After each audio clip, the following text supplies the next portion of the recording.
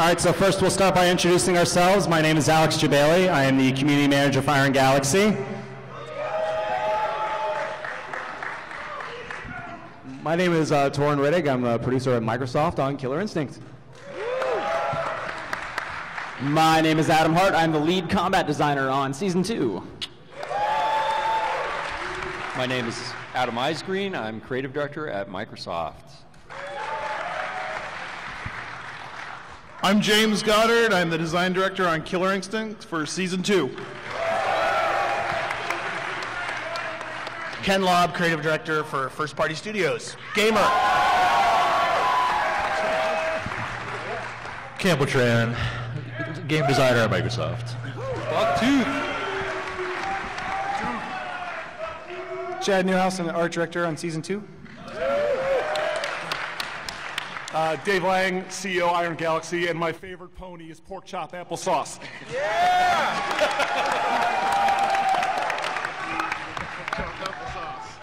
All right, so of course we're here to talk about Season 2, and as you all know, Season 1 was worked on by the great guys over at Double Helix, so give it up. We have Filthy Rich in the front row. Special shout out to Filthy Rich up front here. Great work on Season 1, key guy involved in the balance. Awesome job, Rich. Yep. So yeah, so we're going to talk about, obviously we are, most of us over at Iron Galaxy, we are working on Killer Instinct Season 2, so we're going to get into how that came to be, so I'll pass that over to Torin.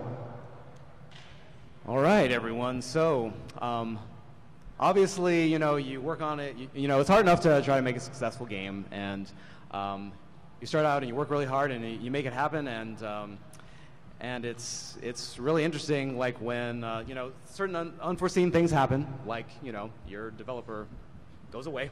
And, right as things are getting successful, they did an amazing job, and again, Double Helix did an awesome job. Again, they did a fantastic job. So the question is, though, it's like, okay, now what? Our first priority was obviously find a new developer, because Killer Instinct was going to happen. Thanks to you guys, Killer Instinct is it's been a huge success. It's an awesome game, but we have to keep it going, and we had to do it under a really short timetable. So we had to work under a short timetable. We also had to find the right developer to do the job. So we did a lot of research, a lot of brainstorming, but really one team rose to the top, and made tons of sense, and that was Iron Galaxy. They have tons of experience actually working on fighting games, even though they were doing ports, but they're super passionate about fighting games. They understand them inside and out, and they also have a great technical acumen. That was really super important for us, because they had to take over an engine that wasn't theirs, and they're super awesome at that kind of thing. So they were the obvious choice for us. We've been working with them, and they've been doing an amazing job. They're an awesome partner. They're doing awesome stuff. So I don't know, Dave or Adam, you want to jump in, talk about the process? Yeah, it was really weird because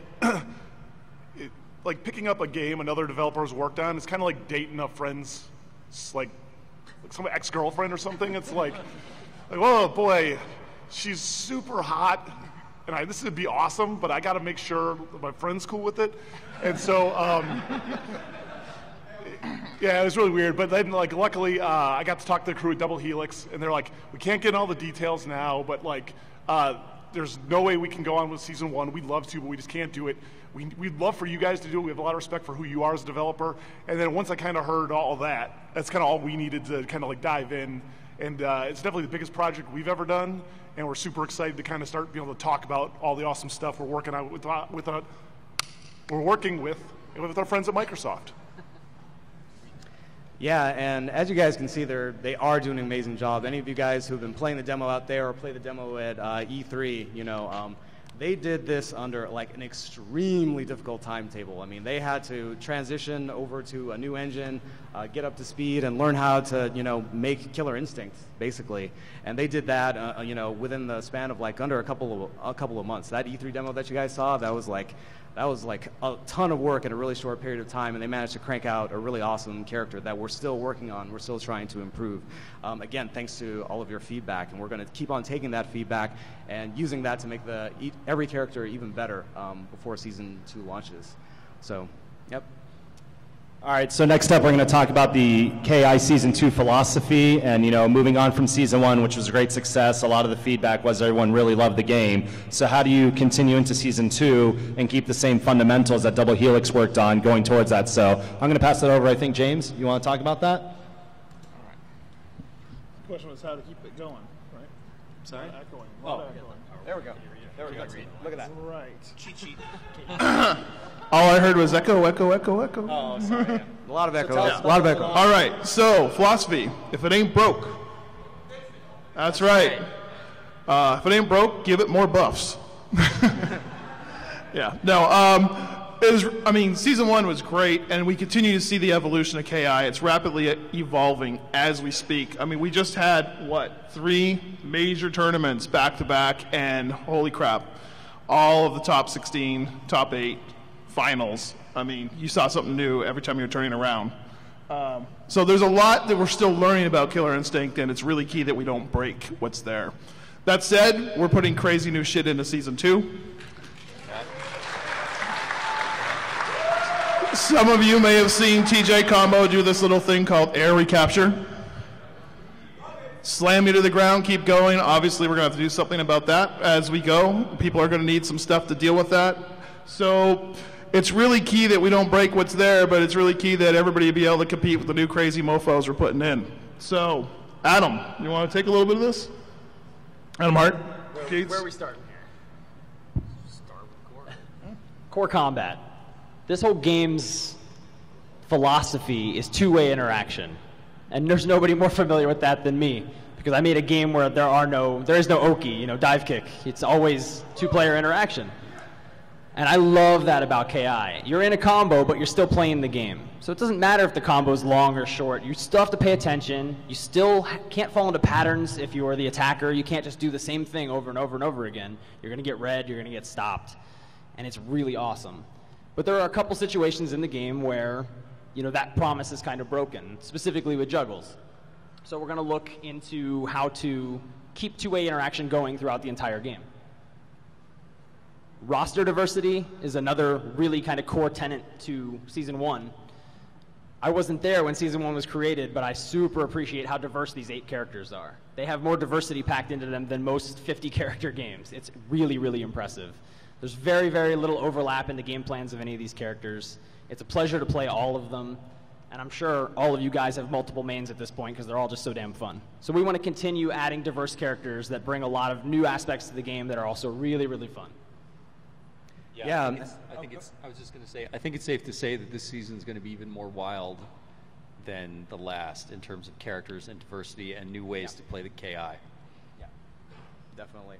And another super important thing for us when we're developing the game is how do we approach a fighting game a little bit differently in a way that really caters to how people actually play fighting games. We've talked about this quite a bit, but KI how you want it. You can go and play KI and play basically the entire game for free right now. You just go online, we rotate characters, you can basically play through the entire roster, play through multiplayer, play through anything, and you can buy an individual character, you can buy a bundle, or just get in the way you want it, So that was a super important thing for us. We're definitely going to continue that. We're actually going to take it a little bit further. We're definitely going to have more content, cooler content, new modes, stuff like that moving forward. But don't worry, that philosophy is still going to be going to remain, and we're going to have the same philosophy of releasing content over time. It isn't going to be like one and done, drop all the content, and then we're done with it. We're going to be releasing characters, content, all of that over time, just like we're doing right now.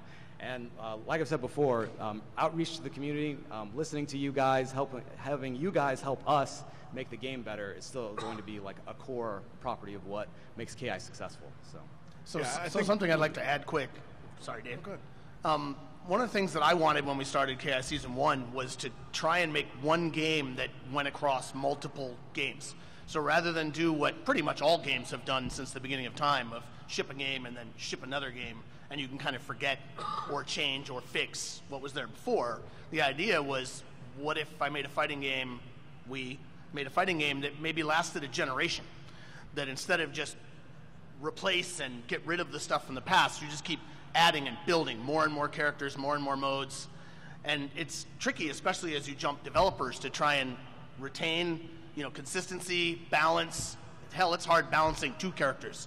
trying to get a new developer and continually, as Adam said, go after new fight styles, but make sure that they still work with the existing set is hard. But it's the philosophy of what we want to do. We want to build a game that we can add to over time. One of the advantages is we can see how people play and what they like. We can watch all these competitions and learn what people are doing or not doing, what they're breaking, what kind of sneaky, awesome salt they're pouring into our game. But that idea that I can make a 9th character 10th, 12th, 20th, and not have to just repackage up these original characters and throw them in there, but have to really think about who's worthy of being a 9th character combo, who's worthy of being a 10, maybe we'll show you a peek, who's a 12th, who's a 14th. How do we release those into the world? How do we build hype around the game and the characters? That's all part of the philosophy from this sort of super high my level, and I couldn't have been happier with the way it's gone in Season 1, and it feels already like we're going to flow right into Season 2 perfectly with characters kind of being added to the mix without breaking, without changing, without having players have to relearn all their techniques, but still have things that can add in and make the mix more fun. All right, so let's talk about something from Season 1. We're going to move into the jail system and talk a little bit more about the jail system. So if it ain't broken, Good don't fix idea. it. Why did I get thrown into jail right away? God dang, stupid jail. Okay, so great idea. They have to fix it. It was, yeah. Who wants to take this one and explain a little bit about? So this is an interesting one. As you can see on the slide, we actually did a poll through the game to ask people, what should we do with jail? I think Dave and the crew will talk more about the things that we're going to do to actually kind of change and improve the whole system. But until we're ready to do that, what should we do with it? You can see by the numbers, Microsoft, we love numbers. We love charts. It's like data collection. It's all our thing. Most people wanted to keep it on. And so that's what we're going to do. We're going to listen to the community. I mean, there was a bunch of us who were like, oh, turn it off. Oh, my gosh, get it off, get it. But you guys are the ones that voted and said, keep it on. We're going to keep it on for now. Right? These are the kind of things that we're going to keep doing. A lot of the stuff that we can do with the system in KI and how you can kind of pop out into the browser, and we've got what we call meld, which you can get all that kind of information directly, news and everything through the game. We're going to use that a lot more going into Season 2 as well, to let you guys vote directly on the things that you feel are impacting the game or not, that we can keep or change.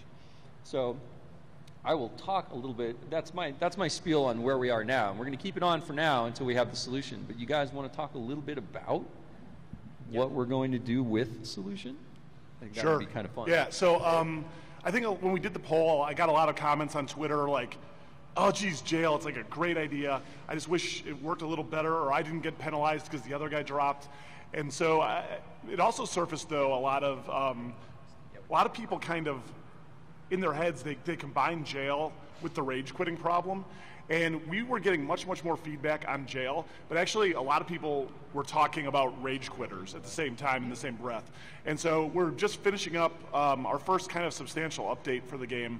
Not sure when we're going to drop that yet, but we're kind of finishing up work on it now. And so it's going to, when it launches, it's going to reset stats on jail, so everyone goes down to 0. So if you're in jail now and you shouldn't be, or even if you're a dick and you are, you're going to be free. We have now the way to detect who disconnected, so we only penalize the person who actually had the problem or pulled the quick cable or whatever. And now we're changing how we do stat tracking and ranked for when people quit out of the game or they hit the jewel and they go. We're going to properly attribute wins for that now. And so it basically a lot of like the biggest stat kind of feedback we got on how ranked works and stats and some of the frustrations people feel. That stuff is going to be fixed in the very, very, very near future. So, as always, when we get it out there, if we screw something up, let us know. We want to hear from you guys. Good news, bad news, whatever. And this is like, online multiplayer is going to be the lifeblood of this game for the next 10 years. And so we got to get it right. We got to lock it down, and we need your guys' help. So we're going to launch this, and if it sucks, we'll try something else, and we'll keep going until we get something you guys are happy with. So, but yeah, that's kind of what we're doing right now with the jail stuff. Thank you, Dave.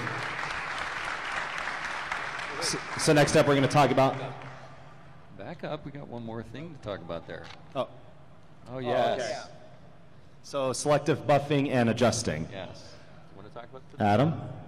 This is a touchy subject, isn't it? Yes, it is. What character? What was that? All at the same time, shout out your favorite character on 3. 1, 2, 3, go. Okay, I'm removing all those characters from the game. Now, this is a tough challenge because everyone has an opinion about where the game is now, and it's kind of our job to analyze both what you guys think against what we see and where we think it's going. One of the things we talk about a lot is shadow counter. We don't see a lot of it from you guys. We'd like to see a lot more, and we think that would change the game a lot. It would change a lot of what we're seeing in tournament. So when we're talking about what to possibly adjust or what to change, it's all that, but it's also, hey, there's new stuff coming in. Uh-oh. How does that affect the old stuff? Does it affect the old stuff at all? Do we have to revisit any of that for any reason? And as we go forward in this panel, maybe you'll get a few answers. Maybe. Probably not, though. I want to mention, there's one character we know that we're going to do a couple of tweaks to. No, maybe. Buffs, not necessarily adjustments. I want to talk a little bit. All right, so Fulgore. Fulgore is an interesting problem because he's a very popular character and he's not very accessible. I think we can agree he's extremely difficult to use. So we're going to try some things in studio. We're not willing to tell you what yet, but we're going to try some things in the studio to try and make that character more accessible. It doesn't mean he's going to be like derptastic or anything, but the problem for me as a player personally is that he has to charge his meter instead of playing the game. So he gets a knockdown, and instead of pursuing you and keeping the pressure on, he has to stop playing for a moment. And I think there are some things we can try to alleviate that and get him back in the game a little faster. So stay tuned. We have some interesting ideas, and hopefully they work.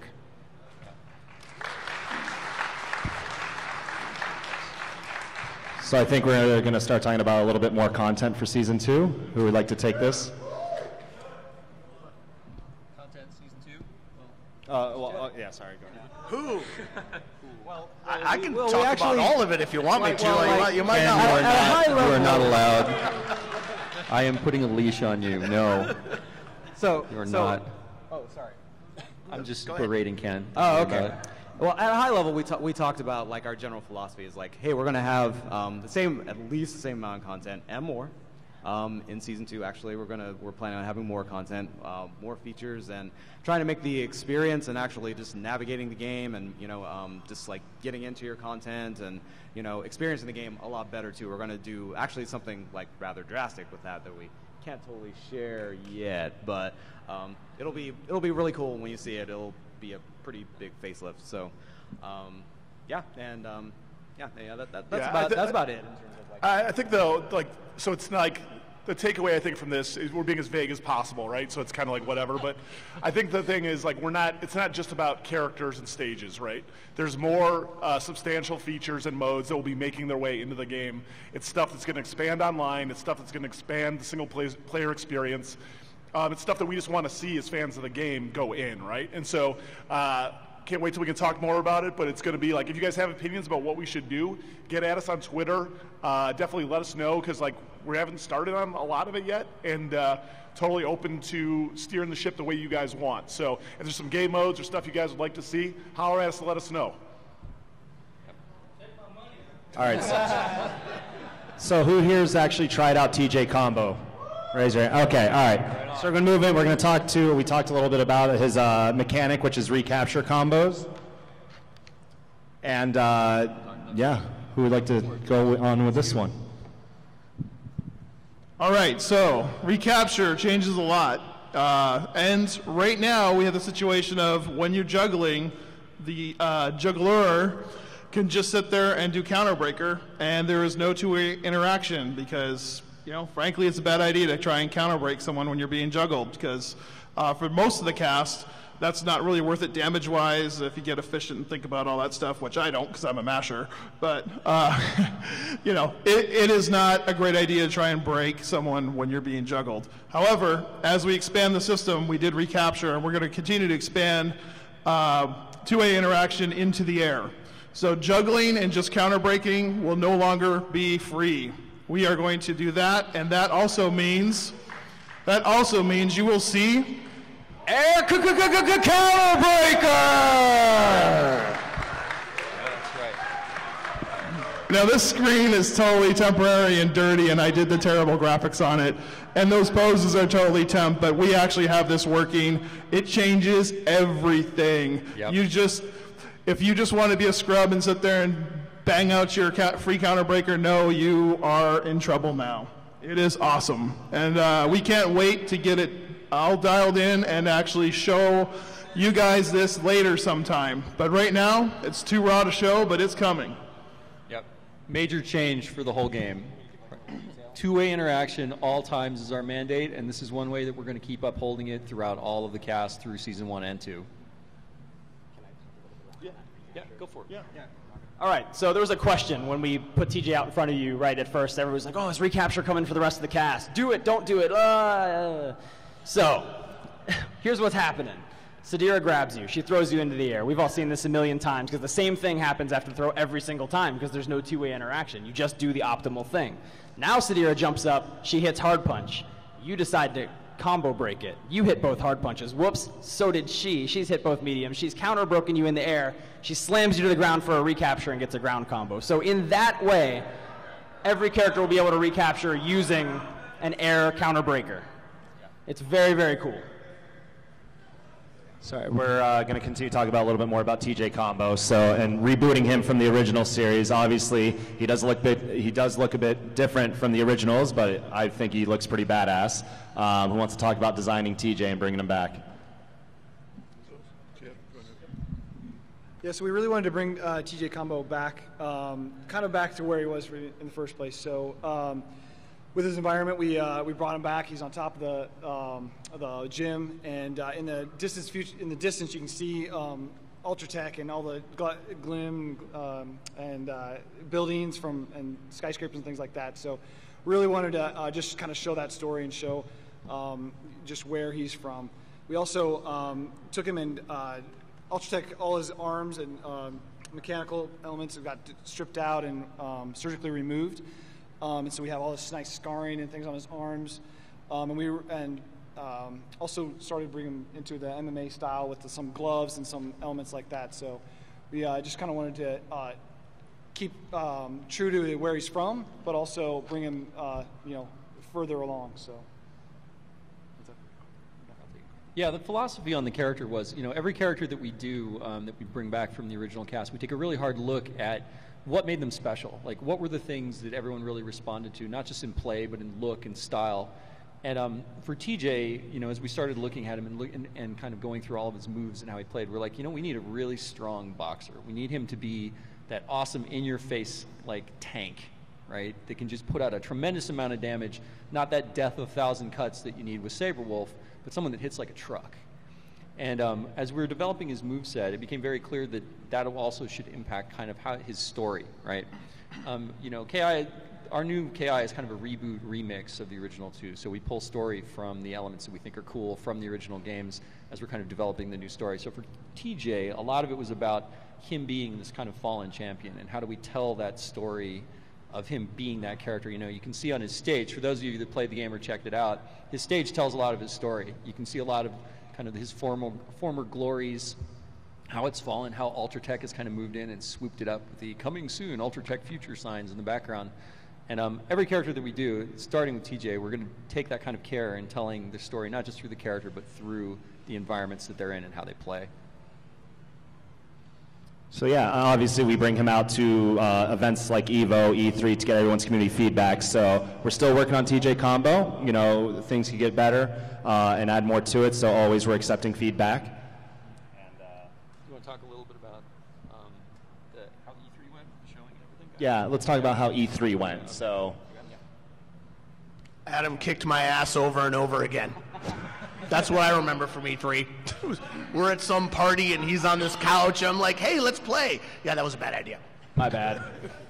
I beat a bunch of other people, but they weren't, Adam, we would or RTX, so down in Austin, we were at a show last weekend, and we showed TJ off down there. And so it's not really a huge, FGC crowd. And it was funny watching people try to use fight sticks who had never used them before. Adam, what did you get your win streak up to, not counting Isaac, the Isaac anomaly? I had 35. 35, yeah. It was was there anybody there legit? No. So, so he's itching for a challenge. So tomorrow we're doing a Beat the Pro thing again. I'll try and get a full night's sleep this time. What time is it? 9 a.m. Oh, come on. Chicago time. Beat the hungover developer. killing That's what me. you get to do at 9 a.m. But we have notable KI player Delratch right there. And in case you guys are salty, we will have continuing Beat the Pro sessions throughout the day. So come over, beat the pro, get beaten by a pro, get a t-shirt, we'll be rocking. We heard a lot of the same things at E3 from a lot of you guys. TJ can cancel out of his power line into some of these, what we call footwork options. You can do a back step, a roll, or a knee. And people said, hey, I want to just be able to do that without the power line. So we gave it a shot, and it's actually really awesome. It gives him a new wake-up option because the roll is invincible to attacks and projectiles first frame, even though he can still be thrown. So if you're trying to use a medium or a heavy meaty attack on him, he actually has a way through now, which he didn't have before. It gives him some really interesting kind of combo video stuff that he can do where he juggles you and then rolls under or backsteps a bunch of times. You'll see some of that stuff later. It's awesome. And then just being able to throw out the knee to low crush stuff from mid-range is really great too. And that also gave him a shadow knee, which is really powerful. And it gave him knee linkers and a knee ender, which is now his exchange ender. So he has a way to cross up there as well if he wants to stay in or out of the corner for whatever reason. We got a lot of feedback about animation as well. People were saying, some of the animations looked unfinished. Spoilers, they were. But we've continued to tune those, and I'm sure you can see it in the build here today. The auto doubles and his auto barrage look amazing now. They hit really hard. They're the same speed. They can't go much faster, or you'll never be able to break this guy. But the power that they convey, they make him look like a lot younger a man, for sure. We're really happy about that as well. We're continuing to make visual improvements. We're trying to kind of make him look a little more worn. You can see his nose has been broken now, Chad. Yeah, so we've definitely heard, he was very, very early when we went to E3, so we've definitely heard everyone's comments, and we're definitely continually evolving his look and his character. And so some of the things that we've changed is we've added like a bandage that he's been hurt on his arm. We've added a broken nose, as Adam said. We're adding more weathering to his skin as well as his scars, to his clothing and things like that. So we're definitely hearing all your comments, and please keep them coming because we love them, and we'll continue working on them. And another thing that we keep hearing is, why is TJ so small? He's a cute little guy. Who here feels TJ's a little small? All right. So we got good news for you guys. There's a technical thing. It's called a rig, and it's his bones, and basically it's hunching him over a little bit. And he's standing really sideways, whereas the rest of the class stands wide. The truth is, TJ Combo is just shy of Thunder size. If you guys come over and play, we can show you a couple moves where you'll be like, oh, actually, I can see that. His arms are huge. So we're in the process of fixing that. When we're done, he's going to be giant. Yes. Or at least a little bit taller than he is now. You'll be able to see it. He is not, we didn't shrink him down. It's a misunderstanding. Yeah, it was really a point to just get to E3, and that's one of the corrections as well as giving him facial animation and all the other polish that we wanted to. We just didn't have time for it. So. All right, so you guys ready for some Season 2 talk? So as most of you know, we've talked about how many characters and such are coming up. We have said that there are 8 characters, a mix of new and returning ones. We may or may not have a character today for you, but who wants to take over and talk about some of, maybe deciding how to choose which characters come back and such without talking about the characters? Yeah. So basically say nothing. Yeah, that's tough. I mean, remaining vague. We will tell you that by the time the season launches, you will know a good deal of the characters that are going to be in this season. We will probably, just like last season, hold a couple back, though, to keep you guys in suspense. But suffices to say that the cast this year is insanely varied. There are some insane new, I think you would agree, Adam, there are some insanely crazy new archetypes that we're bringing to KI that I don't think, and a couple of them I don't think I've even seen in any fighting games. We should probably not try these things, but we're going to we're going to do them anyway. We're going to try some stuff that we haven't seen in other games. Yeah. Just, we want to keep KI fresh, and we want to keep it like you're never going, oh, that's like this character, Yeah. KI is its own beast, and we want to make sure that it stays that way. But yes, there are 8 characters this season coming back, mix of new and old. Yes, there's some good stuff. The menagerie will be in full effect. Yes, the menagerie. One of the great things about KI is we have everything from, a ninja to a werewolf to an alien. And we want to uphold that as we go forward with KI. It's a big, important thing to us is that we always have a wild cast that goes all over the place. So you can be sure that through the next seasons that will continue. James, you want to take ladders? You want to talk ladders? I'll talk ladders. All right. How many of you guys out there are hardcore MP ranked players on KI? All right, keep your arms up. How many of you are above a level 10? Nice. All right. How many of you are stuck in the grind under 10 that would admit it? Okay. No shame. No. Yeah. So anyway, so let's talk ladders. So the ladders are, the rank system's good in KI right now. Everybody's having a lot of fun with it. The online play is amazing. Thanks again to the amazing job by the guys at DH and their netcode. And we're going to continue that, obviously. Yep. But fighting games, ranked on fighting games right now is kind of stuck in this rut where it's like you got to win 51% or you don't. It's a blind pick. It's one game. There's not really leagues, and if you look at the things StarCraft does and some of the other amazing multiplayer games do, we're looking at these things. I can't tell you exactly what, but we're going to change it up, and it's going to be pretty epic when we're done. There'll be somewhere for the new people and the mashers like me to play on ranked and have a good time. And then for the pros and the guys who aspire to be the best in the world, there'll be a true skill system, not true skill as in the true skill, but something that's based on your skill. And the big question is a blind pick in one game truly enough to determine whether you should win that ranked match or not? Yes or no? Only in Japan. All right. So we're looking at that. We're thinking about it. Reach out to us and tell us what you think. Should it be 1 or should it be best of 3 for a ranked match? Let us know. We'll take questions out. Nice. Yeah. You want to take stage interactions? Hit Dave Lang up on Twitter for that one. Okay, so we'll talk a little bit about this one too. Stage interactions. Where are my knockoffs? Where are my fatalities? So let me make something really clear here. Fatalities, awesome. Mortal Kombat kind of owns that now. I don't want to go that violent with this game. I don't think it needs it. I know some of you don't agree with me. That's cool. But stage interactions, big thing. Something we've always loved. We are bringing them back. It's in a different form than what you might have seen before, but they are coming back. You will have ways to interact with the characters in the stages.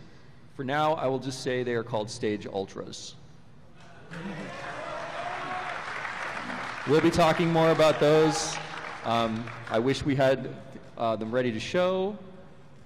Soon. Yes. Stay tuned. Torin's going to rein me in here from spilling the beans, but we have some good stuff coming in that. All right, who wants to take modes? Okay. So skipping that. All right, so you guys ready to unveil something? All right, okay, I got to leave a little preamble here. So this next character. Hold on, we got to make him earn it. We can't hear you. Do you want? All right, that's better. That's better. Okay, all right. All right. Thank you, Dave. All right, so last year at EVO, we showed you a little teaser video of an axe that turned out to, of course, be Thunders slamming into a tree. That was kind of not enough information for some of us. We felt like we needed to give you a little more than that. This year, we're going to show you the next character, and they are a returning character. Who could that be? Ready? You want to do it? Rock it, let's show him. All right, let's do it. Ready? Do it. 1, 2, can you guess? 3.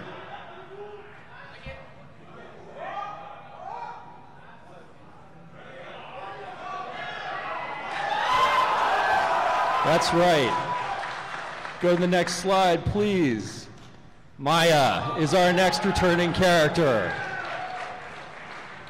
As you can see, some of the things we had to do with Maya, we're not set in the past anymore like KI2 was. So we've changed a little bit of her backstory, but you can be sure she's bringing back an amazing, fast, rush-down, dagger-based combat game. I'm going to turn it over to Adam here to talk a little bit about some of the things that we're doing and how we focused her gameplay to make a new archetype around Maya.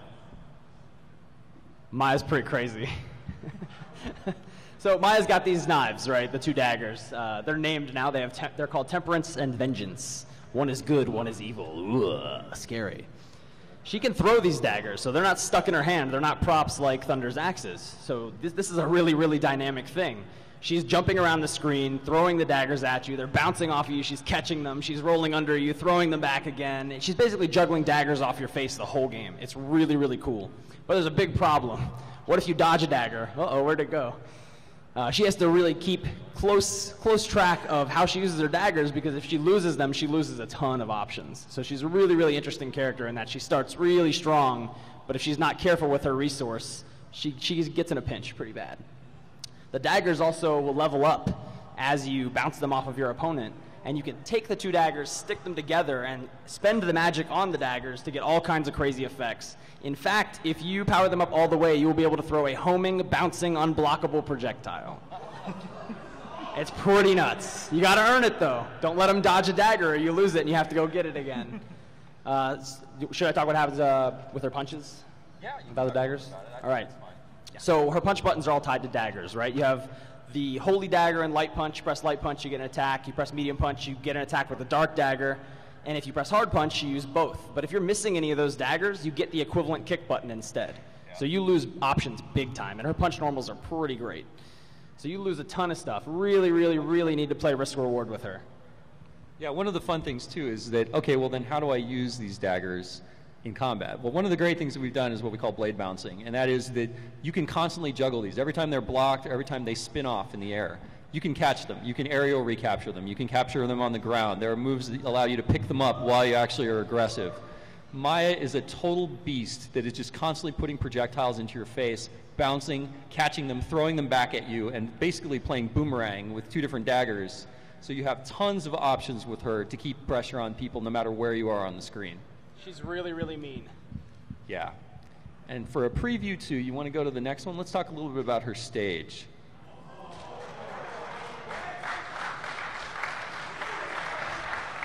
Maya's stage is an environmental stage, much like Thunder's. So you can expect as you play through it, we're going to have a whole bunch of cool weather effects happening as the stage gets crazier and crazier. Much like in her background, hers is set around this ancient temples set down in South America that her order is inhabiting. There's a whole bunch of story about that, and even ties into some other things that you're going to find out about later in this season. But this is a really cool stage. The guys at Iron Galaxy have done an amazing job bringing it to life. I wish we could show you it today, but it's just not quite ready for prime time. But yeah, definitely an environmentally impacted stage. Super cool, super awesome ambience, and some great effects go into it as the stage gets crazier and crazier as a monsoon comes in and just kind of tears everything apart. So for fun, we thought we would show. So there she was, and there she is now. Woo! And you can be sure one of the things that we didn't talk about is as we talk about classic costumes, I know that some of you feel like we didn't hit the mark on all of the classic costumes in Season 1, and we hear that. So you can be sure that we will get as close to frickin' possible in bringing back the original costumes when you get classic costumes. So yeah, you'll see that again for Maya, just in a new form. Yeah, see this? Look at Adam. He's like, no. Yeah. Overruled. I like the leopard print. That's right. So we will, like we have with all the KI characters, we will have a trailer. You will get to see Maya in action, in combo, and everything like that. And keeping with KI Season 2 as well, there's going to be a lot more story, so you can expect to hear what she sounds like and how that plays into the fiction of KI. Yeah, and how it plays into perhaps connections to other characters oh, yes. or in the game. Really excited to show you guys. Yeah, a lot more links between characters this season in terms of story and how they interact with each other and their history, past histories. Yep.